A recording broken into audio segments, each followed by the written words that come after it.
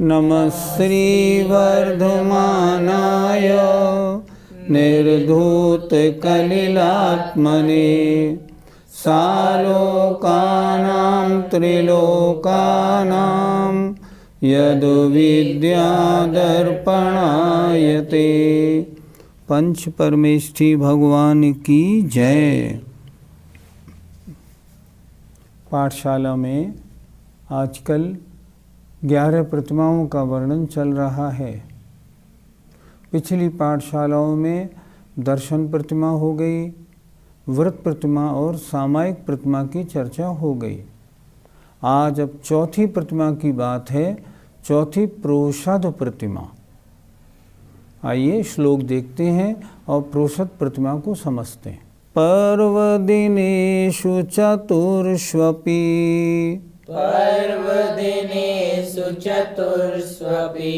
मासे मासे स्वशक्तिमनिगुह्य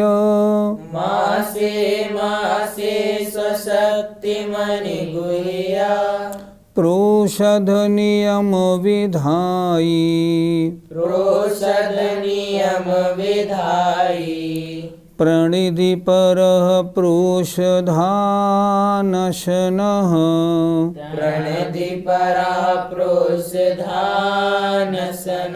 बोलिए। पर्वदिनेषु चतुर्ष्वपि मासे मासे स्वशक्तिमनिगुह्य प्रोषद नियम विधायि प्रणिधि पर प्रोषधानशनः।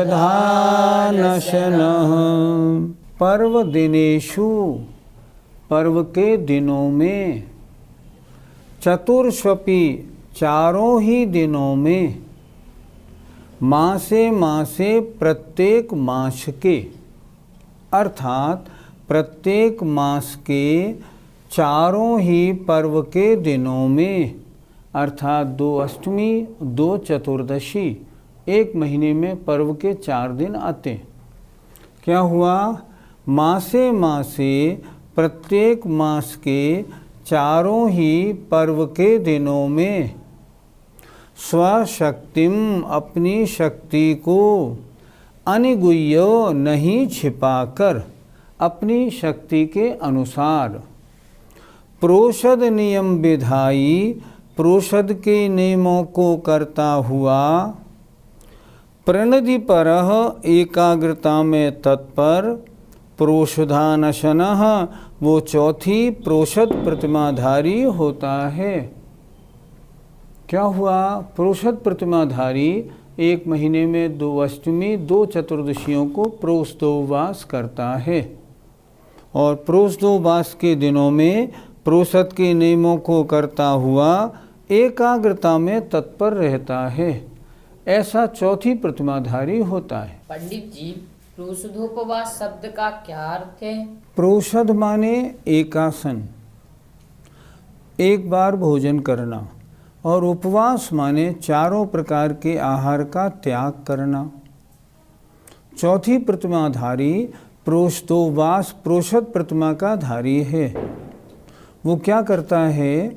वो अष्टमी और चतुर्दशी के, अब अष्टमी के पहले सप्तमी को एकासन, सुबह भोजन कर लिया 10, 11, 12 बजे, अब छुट्टी। अब उसके बाद आज नहीं, सप्तमी को नहीं, अष्टमी को नहीं, नौमी को फिर एकासन करेगा। चतुर्दशी आएगी तब 13 के दिन एकासन, 14 के दिन उपवास, पूर्णमासी या अमावस्या के दिन फिर एकासन करता है। इस तरह वो प्रोषद और उपवास, प्रोषद माने एकासन और उपवास माने उपवास, हर महीने में 4 पर्व के दिनों में पर्व के दिन से पहले और बाद में एक आसन करता है और पर्व के दिनों में उपवास करता है। पंडित जी, अगर वह व्रती इतना ना कर सके तो? पुरुषोत्त प्रतिमा का पालन उत्कृष्ट, मध्यम और जघन्य 3 प्रकार से होता है। उत्कृष्ट सप्तमी एकासन, अष्टमी उपवास, नौमी एकासन करे। चारों पर्व के दिनों में ऐसे ही करे। अगर इतना ना कर सके मान लो तो क्या करे? अष्टमी और चतुर्दशी को उपवास करे चारों पर्व के दिनों में। और इतना भी अगर ना कर सके तो क्या करे कि पर्व के दिनों में एकासन रखे, एक बार भोजन करे, इतना करे, पर शाम को दूध पानी फिर नहीं लेगा, इतना ज़रूर है। इस तरह अपनी शक्ति के अनुसार उत्कृष्ट, मध्यम, जघन्य कोई भी कर सकते हैं। पंडित जी, इस प्रतिमा का धारी पर्व में व्यापार या नौकरी पर जाएगा या नहीं? आचार्य ने एक शब्द दिया है प्रणदिपाराह। प्रणदिपारे का मतलब होता है एकाग्रता में तत्पर रहता हुआ। अगर सोचो व्यापार करेगा या नौकरी करेगा, फिर एकाग्रता कैसे बनेगी? अगर व्यापार में उलझा हुआ है, नौकरी जाना कंपलसरी है, अभी चौथी प्रतिमा ना ले। लेकिन चौथी प्रतिमा अगर लेता है तब तो व्यापार और नौकरी पे नहीं जाएगा। उस दिन क्या करेगा? उस दिन सुबह से शाम तक निरंतर धर्म ध्यान में एकाग्रता में तत्पर रहेगा, निर्विकल्प होके पर्व के दिनों में साधना करेगा। अगर ऐसा नहीं करेगा तो उसकी प्रतिमा सही नहीं पालन हो पाएगा और उसका प्रोषदोपवास भी नहीं माना जाएगा। पंडित जी, वर्तमान में जो क्षुल्लक जीव देखे जाते हैं वो तो इस तरह नहीं करते। क्यों नहीं करते? करते तो हैं। जैसे वो सप्तमी को भी एक बार भोजन, अष्टमी भी एक बार भोजन, नौमी भी एक बार भोजन लेते हैं। 3 मतलब एक दिन में एक ही बार तो आहार लिया।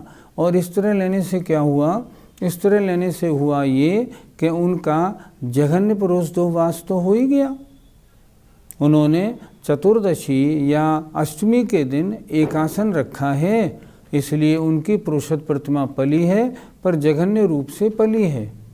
और जो अच्छे होते हैं, जिनका स्वास्थ्य ठीक होता है, जिनकी सामर्थ्य होती है, वो तो अष्टमी चतुर्दशी को उपवास रखते हैं। और अगर वो अष्टमी चतुर्दशी को उपवास रखते हैं तब उनकी पुरुषोत्त प्रतिमा का पालन उत्कृष्ट माना जाएगा।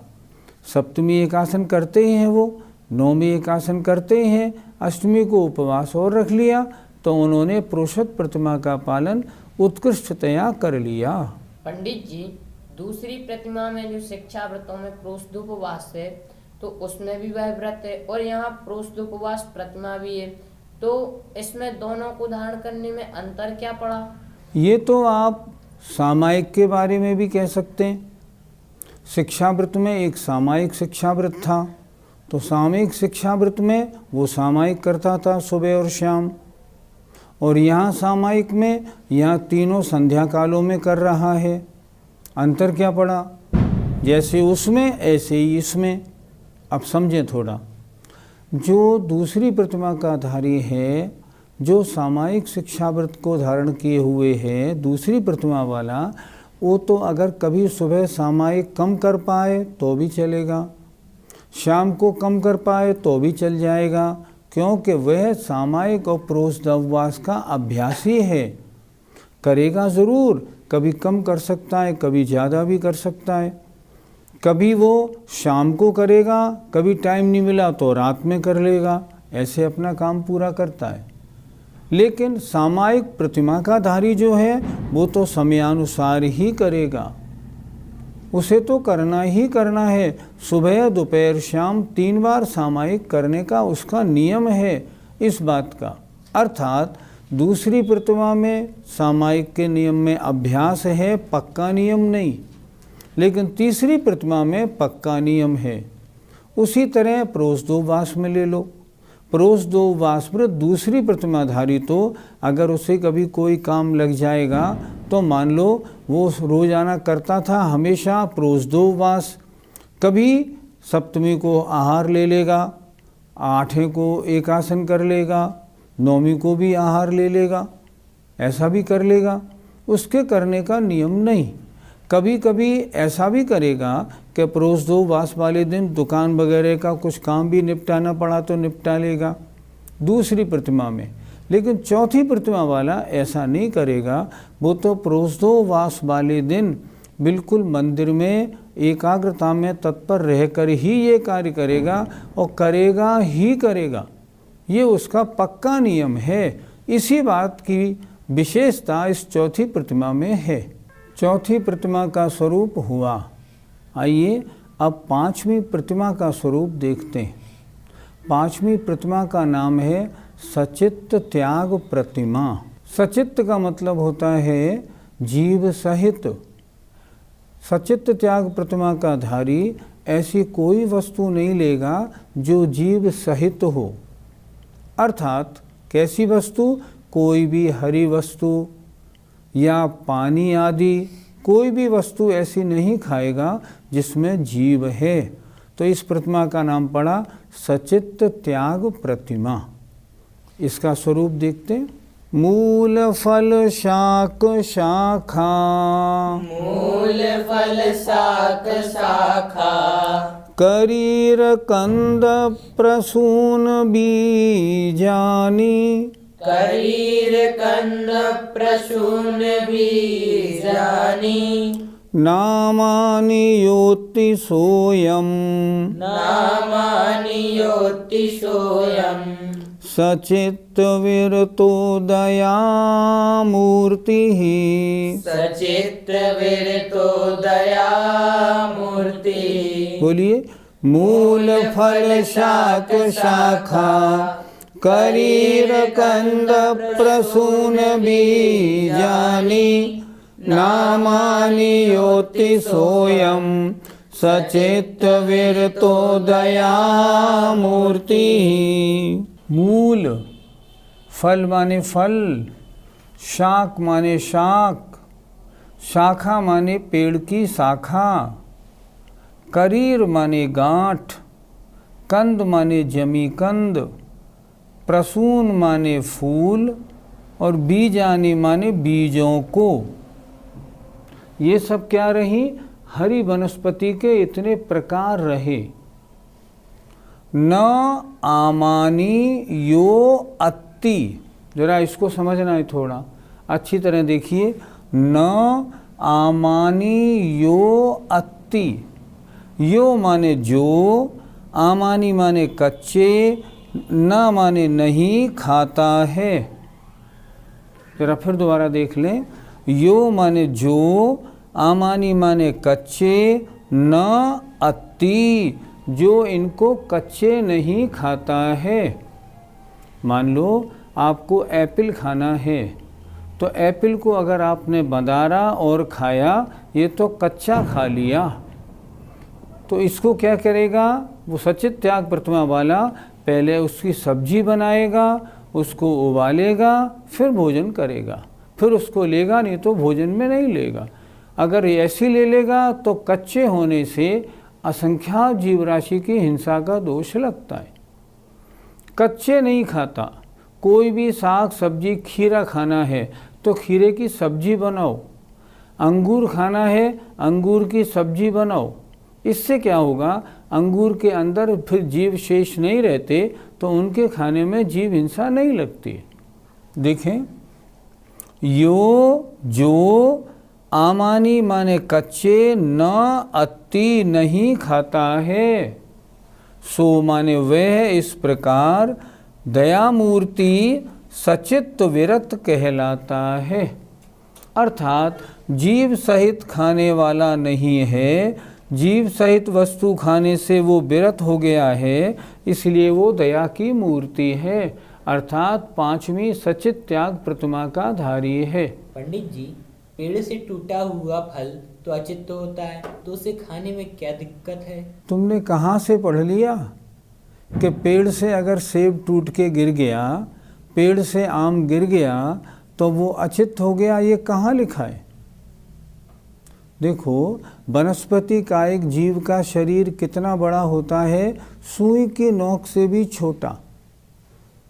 कोई वस्तु ले लो बाजार में बिकने वाली, चाहे सेब हो, केला हो, पपीता हो, अंगूर हो, अनार हो, कुछ भी हो।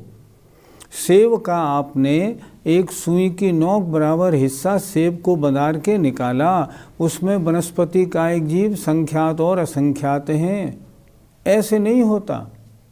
पेड़ से टूटी हुई वस्तु अगर सूख जाए तो जीव रहित हो जाती है। फिर उसे कैसे खाएं? उसे ऐसे खाओ, सेब लिया, उस सेब को पानी में डाल दिया। अगर आपको सब्जी नहीं बनानी है तो वृत्ति कैसे खाता है? सेब खाना है, सेब की सब्जी बना ली और खा ली। केला, केले की सब्जी बनाओ। पपीता है, पपीता ले आए, उसकी सब्जी बनाई और खा ली। कच्चा नहीं खाएगा। कच्चे खाने में तो उसमें संख्यात और असंख्यात जीव भरे रहते हैं, उनको खाने का पाप लगता है। उसी के त्याग की तो ये प्रतिमा है। पंडित जी, हमने सेब को उबाला तो सेब के जीव तो उसमें मरे हुए पड़े हैं, फिर कैसे खाएं? एक सूत्र है, संसारेण त्रसस्थावराः। संसारी जीव दो प्रकार के, त्रस और स्थावर। इनमें अंतर क्या है? अंतर ये है, स्थावर जीवों के शरीर में खून मांस कुछ नहीं होता। अब देखो, जल का एक जीव है पानी में, आपने पानी को उबाला। जल का एक जीव की परिभाषा क्या थी? जल ही जिसका शरीर है, उसका अपना शरीर नहीं है। खून मांस हड्डी हाथ पैर वाला कोई शरीर हो, ऐसा नहीं होता जल का एक जीव का। जल का एक जीव एक इंद्रिय है, तो उसका क्या है? आपने उबाला, वो आत्मा उसमें से मर के निकल गई। बचा क्या? पानी बचा। उसकी बॉडी बची? नहीं बची। जब बॉडी नहीं बची तो मांस की भक्षण का दोष कहाँ लगा? और आप बाजार से डेयरी का दूध ले आए और डेयरी का दूध आपने उबाल के भी पिया, तो आपने असंख्यात जीवों का भक्षण किया, मांस का भोजन बन गया। वो क्यों बन गया? कि डेयरी के दूध में तो मर्यादा ख़त्म हो गई, तो उसमें असंख्यात जीव पैदा हो गए, सब तरस लटें जैसे पैदा हो गए। आपने उबाला, वो मर गए और उसी में पड़े रहे। अब उनको आपने खाया, तब दोष लगेगा। लेकिन वनस्पति उबालने पे उसमें वनस्पति का शरीर मांस वगैरह नहीं रहता, उसमें ऐसा दोष नहीं लगता। पंडित जी, यदि हम खीरे के कुछ पीस कर लें और उसके उपरांत उसे खाएं तो? आपने बात समझी नहीं। खीरे का कितना ही छोटा पीस कर लो, मान लो आपने उसको घिया कस पे कस लिया, ठीक है, अब उसके छोटे छोटे टुकड़े बन गए। लेकिन वनस्पति का एक जीव तो सुई की नोक जैसी अवगाहना वाला है, उसका क्या किया आपने? आप ये समझ रहे हैं कि एक खीरा एक जीव है। नहीं नहीं, इस एक खीरे में असंख्यात जीव हैं। वनस्पति का एक खीरा एक जीव होता तो आपने उसके पीस करते, वो मामला बन जाता। लेकिन एक खीरे में, एक केले में, एक सेव में, एक आम में, सब में असंख्यात जीव राशि होती है। इसलिए अगर उसे खाना है तो पांचवी प्रतिमाधारी तो पहले उबालेगा, सब्जी बनाएगा, फिर खाएगा। पंडित जी, व्यक्ति को यदि अचित्त करके एप्पल खाना हो तो कैसे खाए? हमने बता तो दिया, या तो वो उस एप्पल की सब्जी बना ले, और या पहले एप्पल को गर्म पानी में 10 मिनट तक डाल के रखे, ताकि एप्पल अंदर तक सब गर्म हो जाए और उसकी जीव राशि समाप्त हो जाए। जब वो जीव रहित हो जाए फिर उसको बंधारे और खा ले। मुनि महाराज को आहार में आपको सेब देना है, एप्पल, या मान लो कोई वस्तु देनी है, अंगूर देने हैं, तो अंगूर कैसे देंगे आप?